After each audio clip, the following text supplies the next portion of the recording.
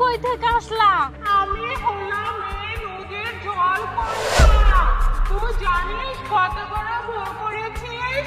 তুই যে ইটে ঢিল মেরেছিস, তুই আমার ঠ্যাং লেঙ্গর ভেঙে দিয়েছিস ইটে ঢিল মেরে। এর শাস্তি তো তোকে পেতেই হবে। আসলে আমি দুঃখিত, আমার কোনো ক্ষতি করে না। আমি তো তোমাকে বললামই যে আমি দেহে ডিলটা মারি নাই, আর আমি জানিও না যে তোমরা এই পানির নিচেই থাকো। আমি তোর এইসব কথা কোনোভাবেই শুনবো না। তুই যেহেতু ভুল করেছিস, ভুলের শাস্তি তো তুই অবশ্যই পাবি।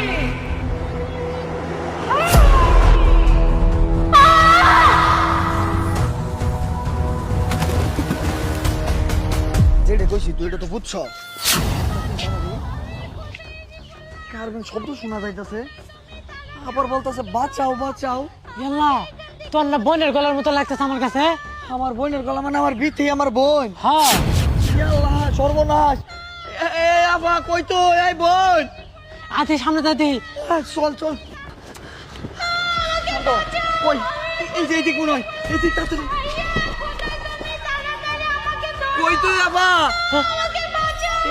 এই নদীর ভিতরে থেকে কথা আইতাছে। হ্যাঁ, তুই অনেক কেমনে গেলি? ভাই, এই যে আমি এখানে পানির নিচে, এখানে আমাকে উদ্ধার কর।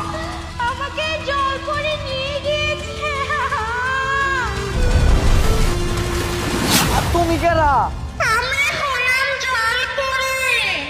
আমার বোন কি করছে, তুমি ওনে আটকাই রাখছো কে? কারণ তোর বোন আমার সাথে অন্যায় করেছে।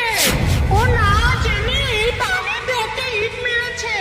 এই কারণে আমি তোর বোনকে আমার সাথে নিয়ে এসে পড়েছি। তাইলে কি তুমি আমার বোনটা ছাড়বে না?